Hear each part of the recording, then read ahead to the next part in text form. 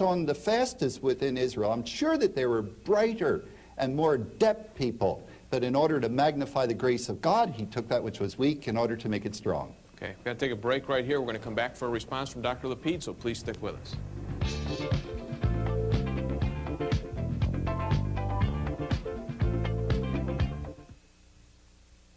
All right, we're back. We're talking with Dr. Walter Kaiser, Dean of Trinity Seminary and professor of Old Testament and Semitic languages there, as well as Jewish scholar and theologian, Dr.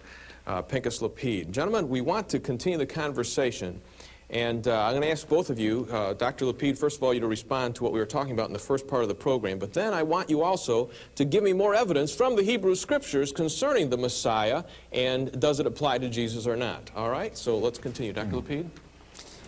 Well, to put it bluntly, all the 33 Old Testament prophecies usually mentioned by evangelical people, which prove, so to say, that Jesus was the Messiah, are, to say the least, ambivalent. They are not, God forbid, lies or falsehoods. They could very well point to Jesus, but they could also point to others. There is no one prophecy in the entire Old Testament which indubitably and beyond any shadow of a doubt say this Jesus and no other one is the Messiah of Israel. That's the first point.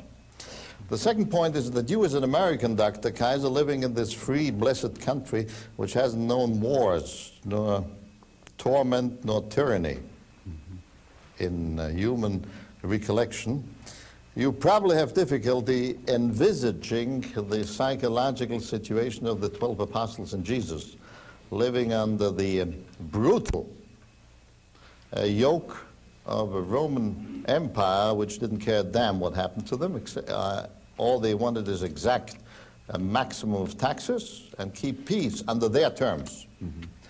Under such conditions, to expect the Messiah only to suffer without getting rid of the Roman yoke, as the expectation had been for several generations before Jesus, is a tall order which only very few Jews, some did, were able to fill.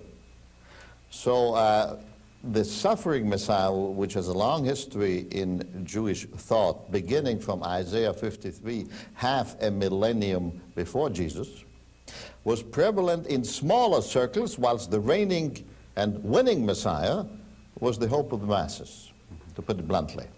But there's a point in Acts 1 when the resurrected appears to his disciples. There's only one single question they put to him. Will you at this very time establish the kingdom for Israel? A question which in its wording is undoubtedly political, certainly royal and kingly, and leaves no space for speculation about anything spiritual or unbodily. And if Jesus answers according to Acts chapter 1, yours is not to know, nor does the Son know, but only the Father in his own sovereignty, when the kingdom will be established, he does not say no to their monarchic political expectation. He only says nobody knows, even I, Jesus, do not know.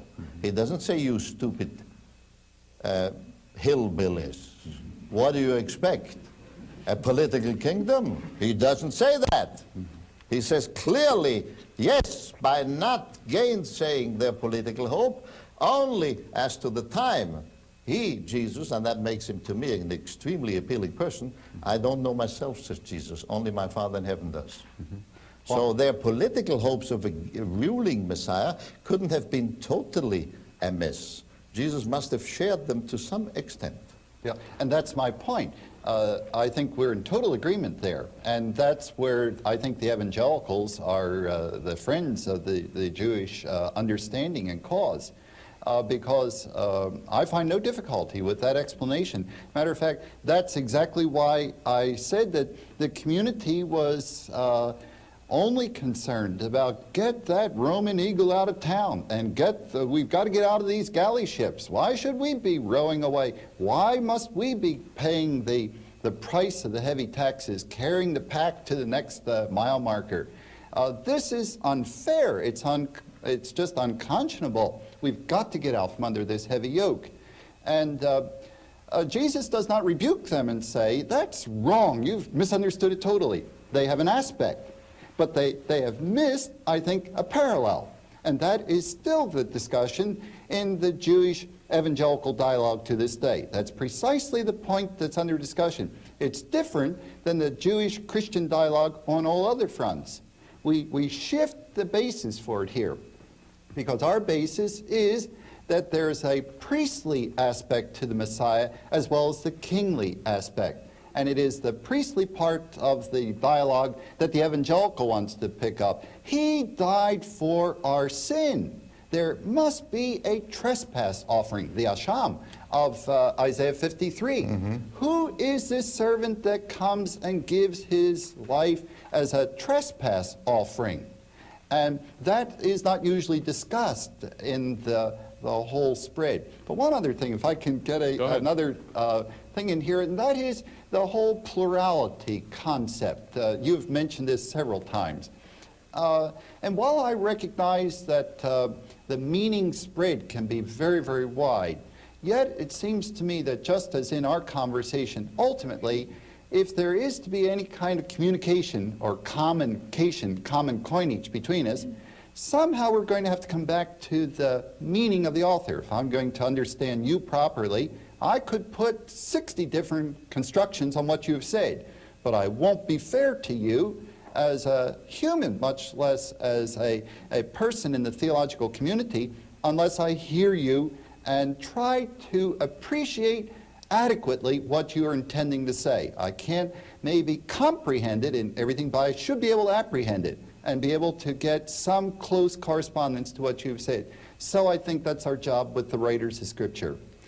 And I don't like the distinction made between Greek thought and Hebrew thought, as if Hebrew thought was just paratactic and you have the vav, the vav, and you're just putting truth, and they're out there like a cafeteria. Just because you do not have, as in Greek thought, thesis, and then you have opposed to that in a dialectic out of which comes a synthesis, or some other type of movement where you have a logical construction, does not mean that within the Hebrew thinking they were not after truth, or that they didn't have a singular truth. Matter of fact, that's the distinction drawn between the false prophet and the true prophet. One gets his word from God, Jeremiah in his discussion.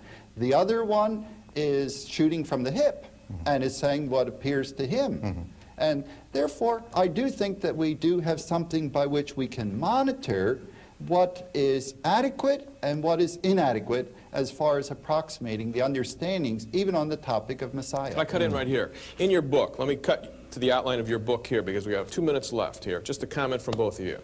In the book, we're talking about Hebrew thought. What I liked about the book was that you took the Hebrew scriptures and you said the Hebrew promises themselves, given starting with in Genesis 3:15, it narrows it down. It's coming to be one who is a man, a he person to the woman, the seed will come. Then it goes to Abraham, to his line, and it keeps narrowing down as you go through Abraham, David, and then things are added on as you get into Isaiah and Zechariah and so on down the line, okay? So that it seems to me, Dr. Lapide, that if you take this progression, that it doesn't just apply to everybody. As far as I see the Hebrew scriptures, would you agree that the Messiah just can't be anybody that is Jewish? Certainly not. Okay. But he has